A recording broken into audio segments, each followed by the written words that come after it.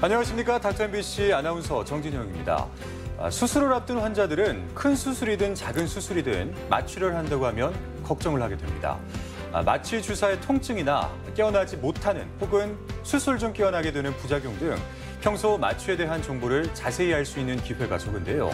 오늘 이 시간에는 익산병원 마취통증의학과 황현석 과장과 함께 전신 마취를 주제로 이야기해보도록 하겠습니다. 보통 외과 수술을 할 때 흔히 하는 전신 마취. 환자에게는 통증을 멈추게 하고 의료진에게는 안정적인 수술을 가능하게 하는 중요한 의료 행위인데요. 마취에 대한 여러 가지 속설도 많습니다. 마취에 대한 환자들의 두려움과 궁금증에 대해 마취통증의학과 전문의 황현석 과장과 함께 이야기 나눠봅니다. 안녕하십니까, 과장님? 안녕하십니까. 네, 반갑습니다. 자, 먼저 이 마취란 무엇인가? 답변을 먼저 좀 해주시겠습니까? 예, 네. 마취는 환자분께서 안전하고 편안하게 수술을 받기 위해서 고안된 하나의 의료 행위라고 할 수 있습니다. 저희가 수술 앞둔 환자분 입장에서 중요한 것은 아프지 않은 것이고요. 의사분 입장에서 가장 중요한 거는 움직이지 않는 것인데 사실 이 두 가지만으로는 좀 부족한 부분이 있습니다. 그렇죠. 왜냐하면 아프시지 않더라도 환자분들이 수술한 소리가 들리면은 굉장히 공포스러울 수 있고 또 그런 기억에 남아있으면 다음 치료할 때도 망설이시게 됩니다. 그리고 또 환자분께서 직접 일부러 움직이지 않는다고 하더라도 저희가 뭐 팔꿈치 같은 데 잘못 건드리면은 자동적으로 움직이는 경우가 있는데 이제 이런 걸 반사작용이라고 하는데 그런 게 남아 있으면은 수술 중에 뭐 중요한 혈관이나 신경이 다칠 수 있어서 굉장히 위험합니다. 그렇구나. 네. 그래서 이제 이러한 조건들을 만족시키는 것이 바로 마취고요. 정리하면 의식이 없을 것, 또 기억도 없을 것, 그리고 모든 감각을 차단할 것, 운동 차단, 반사 차단 이 5가지를 만족시키는 것이 마취라고 정의할 수 있겠습니다. 굉장히 딱 명확하네요, 마취라는 정의가 생각보다. 네, 그렇습니다. 그런데 이제 가끔 가다가 마취를 선택할 수 있게 되는 경우도 있잖아요. 뭐 무슨 검사를 받을 때 수면 마취를 할 것인지 안 할 것인지 이제 어떤 환자에게 직접 물어보는 경우도 있는데 마취를 안 하게 되면은 어떻게 되나요? 상관없는 거 아닌가요? 그 삼국지에 보면은 왜 그 의성 화타가 관우를 마취 없이 그 치료에 뭐 칼로 뼈를 긁어냈다고 하는 그런 내용이 있는데 이게 어디까지나 소설에 있는 그런 내용이고요. 실제로 마취 없이 수술을 진행하게 되면은 혈압과 심박수가 조절이 안 돼서 굉장히 위험할 수가 있습니다. 또 극심한 통증과 스트레스 때문에 환자분이 수술 중에 쇼크사할 수도 있고요. 그래요? 그래서 현대와 같은 이런 마취 장비나 약제가 개발되기 전에는 이런 식의 사망 사건들이 종종 보고되었다고 알려져 있습니다. 그러니까 그렇다면 이제 검사나 수술을 할 때 뭐 혈압 상승 같은 것들도 야기시킬 수 있기 때문에 마취는 어떻게 보면 굉장히 필수적인 거고 굉장히 중요한 건데 그런데 반해서 일반인들은 마취에 대해서 잘 알고 계시는 분들이 많이 안 계시단 말이죠. 이 마취의 과정은 어떻게 되나요? 마취에 대해서 잘 알려져 있지 않다 보시니까 많은 분들이 걱정과 우려를 많이 하십니다. 그래서 이 부분에 대해서는 조금 자세하게 설명드릴 필요가 있다고 생각합니다. 먼저 이제 마취 자체는 수술방에서 진행하겠지만은 그 준비 과정이 있습니다. 외래에서 수술을 결정하시고 나면은 뭐 피 검사라던가 가슴 엑스레이, 심전도 폐기능 검사 이런 검사 진행하시게 되는데 저희가 이런 검사 결과를 참고해서 또 수술의 종류를 참고하여서 그 적합한 가장 안전한 마취 방법을 선택을 하게 됩니다. 이때 환자분의 질환이 악화돼 있거나 중증인 경우에는 질환을 먼저 치료하시고 나서 나중에 수술과 마취를 진행하시도록 권유드리는 경우도 있습니다. 이후에 이제 마취 방법에 대해서 또 합병증 그리고 좀 비싼 비급의 약물에 대해서 설명드리고 동의서를 받는 과정이 있고요. 이제 환자분이 수술 전날에 보통 수술 전에 병원에 입원하시고 나면은 저희가 뭐 링겔이라고도 하는 그 그 수액 주사를 잡는 과정이 있고 이 주사 수액 라인은 수술이 끝날 때까지 매우 유용하게 사용하실 겁니다. 그리고 수술하기 전날에는 밤 12시부터 금식을 하시게 되고요. 이때는 이제 물도 드시면 안 됩니다. 다만 매일매일 드시는 약이 있을 수가 있어요. 고혈압 약제가 대표적인데 그런 약제가 있는 경우에는 의료진에게 확인한 후에 수술 당일 아침에 소량의 물과 함께 복용하시도록 안내드리고 있습니다. 그 다음에 이제 수술실에서는 어떻게 진행이 되는 거예요? 이제 환자분께서 수술실에 오시기 전에 몇 가지 할 일이 있는데 그 뭐 시계라든지 반지, 목걸이, 귀걸이 그리고 또 틀니, 보청기, 심지어 안경까지 제거하시고요. 그리고 속옷도 탈의하시고 네, 소변을 봐서 방광까지 비우신 이후에 수술실로 향하게 됩니다. 예. 그래서 수술실에 들어오시고 나면은 또 다시 환자분의 성함과 수술 부위를 다시 확인을 하고요. 그다음에 뭐 혈압계라던가 심전도, 산소 포화도 같은 그런 환자분 상태를 감시할 수 있는 장비를 달고 그 이후에 본격적으로 마취에 돌입하게 됩니다. 환자분께 마취 시작하겠습니다라고 말씀을 드린 뒤에 그 수액 주사를 이용해서 거기에 이제 마취 유도제가 들어가면 환자분께서 좀 졸려하시다가 편하게 주무시게 됩니다. 주무시고 나서 이제 마취 가스나 혹은 정맥 마취제, 진통제를 이용해서 마취 유지를 하고요. 네. 이렇게 주무시는 중간에 이제 근효환제를 투여하고 이렇게 목에 기도에다가 부드러운 고무관 하나를 삽입합니다. 그 다음에 이 고무관에다가 인공호흡기와 연결을 해서 이제 환자 수술하는 동안에는 기계호흡을 하시게 됩니다. 이제 이런 상태로 수술을 진행하시게 되고요. 수술 중에는 저희가 환자분의 뭐 혈압이라던가 심전도, 산소 포화도 체온, 그리고 수술의 진행 상황, 뭐 출혈 여부 등을 쭉 관찰하면서 그때그때 필요하면 수액도 드리고 수혈도 하고 필요한 약도 쓰고 하는 등 이런 처치를 통해서 수술 끝날 때까지 안전하게 환자분을 관리해드리고 있습니다. 이것이 이제 수술방에서 마취과 의사가 주로 맡은 일입니다. 네. 그러니까 이제 복잡하고 뭔가 이렇게 긴 수술 같은 경우에는 이런 방식으로 이제 마취가 이루어질 텐데, 그러니까 그렇다고 이제 모든 수술이 다 복잡하고 긴 것은 아니잖아요. 예. 뭐 짧고 간단한 수술도 있을 텐데 예. 이럴 때도 이런 복잡한 과정을 좀 거쳐야 되는 건가요? 예, 아닙니다. 그런 건 아니에요? 예, 네. 부위 마취라고 하는 방법이 있는데 가령 말씀하신 대로 뭐 간단한 수술, 가령 손등에 뭐가 났다 그런 경우에는 단순하게 손등만 마취를 하는 것으로 충분할 수 있습니다. 그리고 저희가 이제 알려진 것 중에 하반신 마취가 있는데 네. 다리 수술하실 분들은 사실 다리만 마취를 하면 되거든요. 그래서 이런 때는 하반신 마취를 하는데 그 구체적인 방법은 수술방에서 오셔서 옆으로 누워서 허리 구부리신 다음에 허리에다가 마취 주사를 맞습니다. 이거는 다리를 지배하는 신경만을 마취하는 방법인데요. 국소 마취라고 하는 그런 방법인가요? 국소 마취의 일종입니다. 예. 네, 다리를 지배하는 신경이 허리 척추뼈 사이에 있기 때문에 허리에 주사 맞추는 거고, 그래서 이 마취의 별칭이 척추 마취라고도 합니다. 마취제가 신경 근처에 퍼지기 시작하면은 환자분께서는 다리가 따뜻하다 혹은 좀 저려온다라고 느끼시게 되는데 몇 분 이내로 마취가 완료가 되고요. 그 이후에는 배꼽 밑으로 감각도 없고 또 움직여지지도 않게 됩니다. 이 상태로 수술을 진행하시는데 환자분들이 이제 배꼽 위에는 감각이나 기능이 살아있기 때문에 수술하는 소리도 들으실 수 있고 또 화면에 수술하는 게 나오는 경우에는 화면을 보실 수도 있습니다. 예. 근데 이제 대부분의 분들은 이런 걸 되게 스트레스 받아 하시기 때문에 환자분께 보통은 동의를 구하고 진정대를 써서 편안하게 주무시도록 해드리고 있습니다. 저도 이 척추 마취를 한번 받아봤거든요. 네. 근데 이제 잘 한 번에 안 돼서 이제 몇 번에 거쳐서 이제 마취가 됐는데 네. 주사를 맞는다는 게 좀 무서워서 이제 예. 수면 마취를 해달라고 했는데 네. 그걸 안 해주시더라고요. 그러니까 이게 뭔가 부작용이 있다라는 의미인가요? 네. 수면 마취를 했을 때 한 가지 단점이 호흡이 조금 약해집니다. 호흡이. 예. 그래서 저희가 좀 뚱뚱하신 분들 같은 경우에는 주무실 때 왜 코골이가 많지 않습니까? 이게 마취했을 때도 마찬가지라서 좀 이렇게 목에 막 살이 많으신 분 이런 분들은 수면 마취를 하고 나면은 숨을 잘 못 쉬세요. 그래서 그런 게 위험할 수가 있기 때문에 그런 분들에게는 따로 수면 마취를 하지 않습니다. 그래요? 예. 아니 그러면 이제 전신 마취와 수면 마취가 사실 같은 건가요? 제가 이제 잘 몰라서 수면 마취라고 말씀을 드렸는데 예. 이게 같은 건지 뭐 다른 건지 좀 구분이 된다라면 어떻게 구분이 되는지 설명을 좀 해주시죠. 예. 전신 마취는 뭐 마취가스나 근효환제 등 여러 가지 약제를 쓰는 데 반해서 수면 마취는 그냥 단순히 수면 유도제 소량만을 사용해서 말 그대로 잠깐 환자분을 주무시게 하는 겁니다.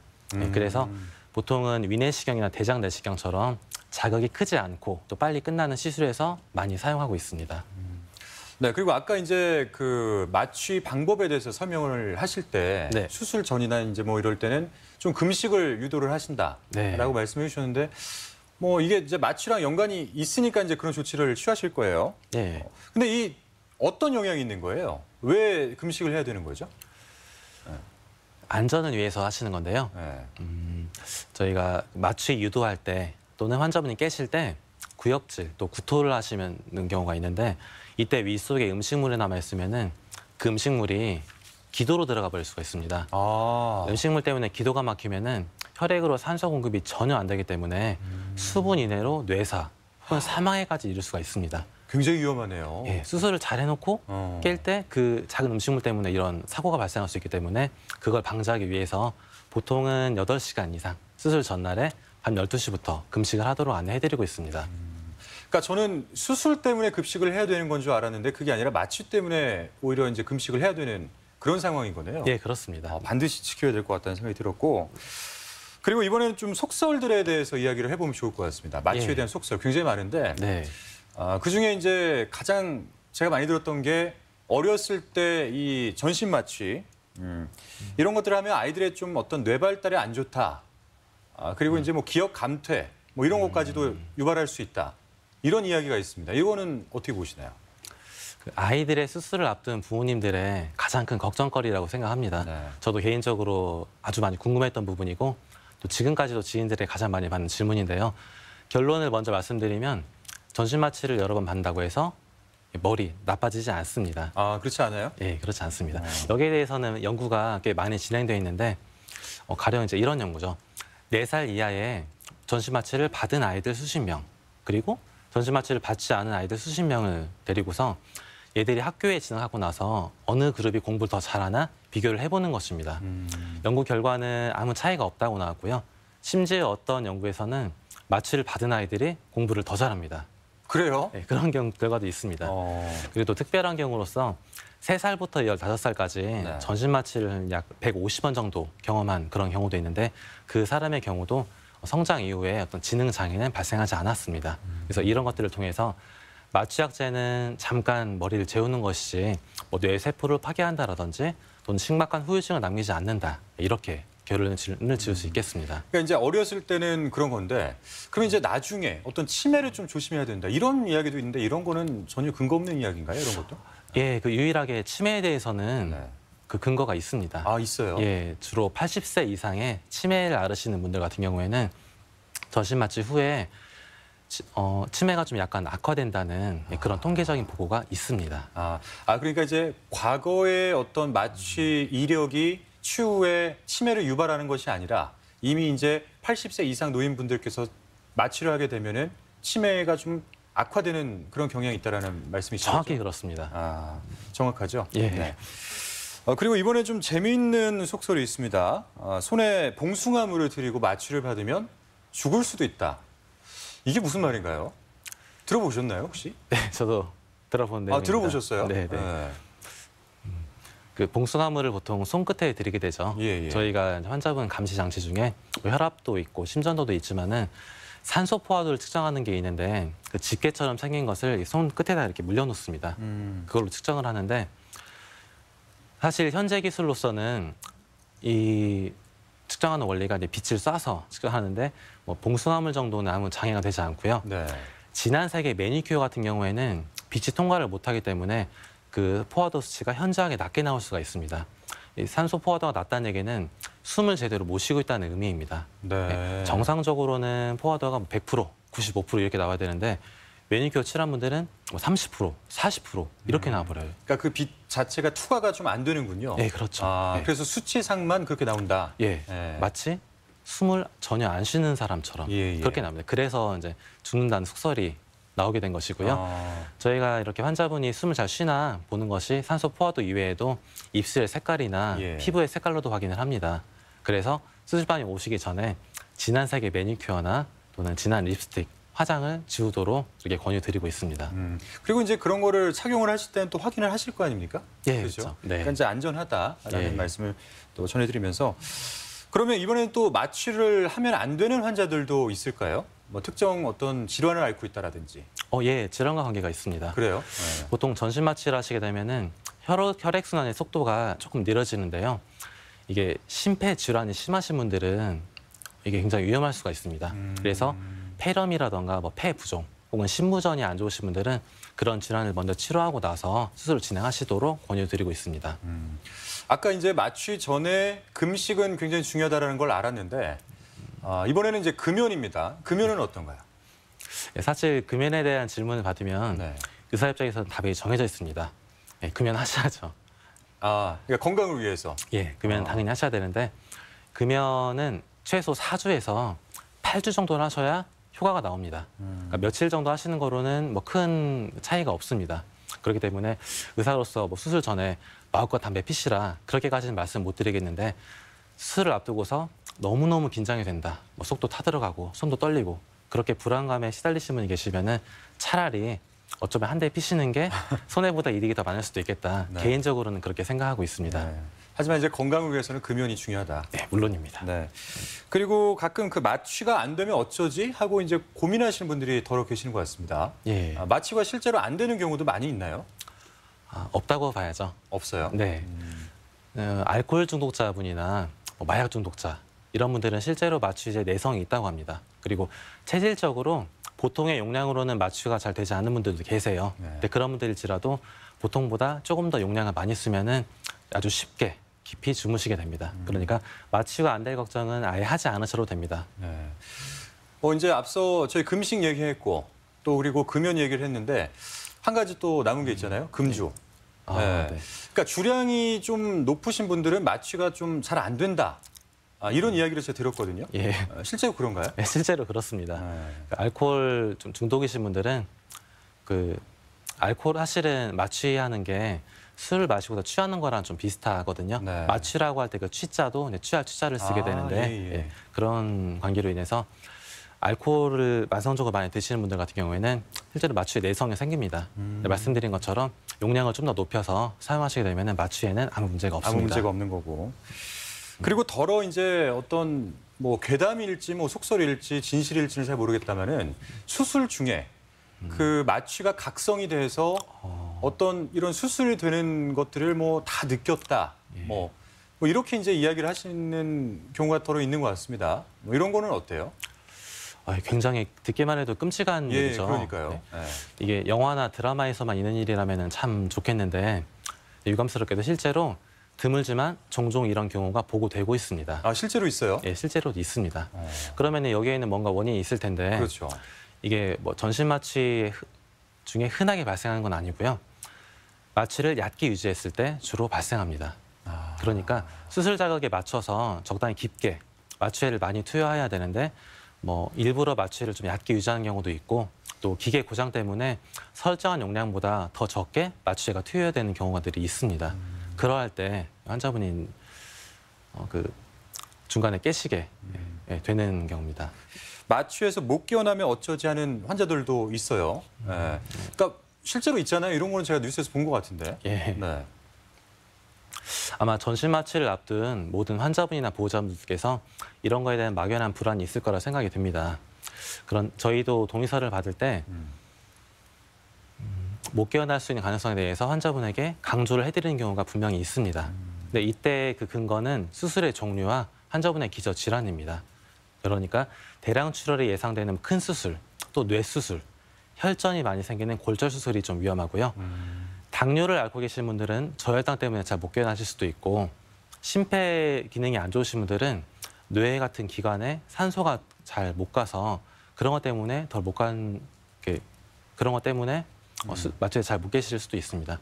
그래서 저희가 이런 환자분들을 마취할 때는 수혈이라든지 또는 뭐 특별한 감시 장치 그리고 특별한 약물들을 준비해놓고 있다가 수술 중에 어떤 사건이 발생했을 때 바로바로 처치할 수 있도록 이렇게 준비해놓고 있습니다. 아니 근데 이제 마취를 하면은 사실 통증이 없단 말이죠. 예. 근데 수술을 한 후에 마취가 풀리잖아요. 네. 그 후에 찾아오는 통증을 또 무서워하시는 분들이 계시거든요. 예. 그럴 때는 뭐 요즘에는 이제 그 통증 주사라든지 예. 뭐 이런 것들을 하게 되는데 이런 것들은 뭐예요? 수술보다 통증을 더 두려워하는 분들도 꽤 많이 계십니다. 네. 그래서 이런 분들을 위해서 의료진들이 해드릴 수 있는 게 몇 가지가 있는데 가장 대표적인 것이 방금 말씀하신 통증 주사, 속칭 무통 주사입니다. 무통 주사. 네. 네. 주사라고 하니까 뭐 어디 살에다가 또 주사바늘 꽂느냐 하는데 그건 아니고요. 그 수액 주사에다가 옆에 연결해서 자동으로 들어가는 진통제입니다. 네. 효과가 좋고요. 놔둬도 들어가겠지만은 버튼이 있습니다. 그래서 환자분들이 아프실 때 버튼을 누르면은 추가로 약이 더 들어갑니다. 이거를 뭐 보통 하루에서 3일 정도 쓰게 되는데 빨리 쓰게 되는 경우에는 새로 다시 만들면 됩니다. 또 이런 진통제 이외에 저희가 신경 차단술이라고 하는 주사 치료도 있습니다. 이것은 이제 부위에 따라서 가능한 것도 있고 불가능한 것도 있는데 주로 팔이나 다리 통증에서는 매우 유용하게 사용하고 있습니다. 마취와 수술을 앞둔 환자분들께 걱정이 이만저만 많으실 텐데 한 말씀 해주시죠. 예, 전신 마취라는 게 인생을 두고서 매우 특별한 경험이기 때문에 걱정이 많으실 거라 생각이 듭니다. 하지만 이런 환자분들의 고통과 또 불안을 덜어드리고자 개발된 것이 마취고요. 마취의 과정은 생각보다 많이 안전합니다. 그러니까 환자분들께서는 큰 걱정하지 마시고 한숨 푹 주무시고 나면 수술이 잘 끝나겠다. 이렇게 마음을 편히 먹고 수술에 임하시면 될 것 같습니다. 지금까지 마취통증의학과 전문의 황현석 과장과 함께 전신 마취에 대한 궁금증을 풀어봤습니다. 과장님, 오늘 말씀 고맙습니다. 감사합니다. 네.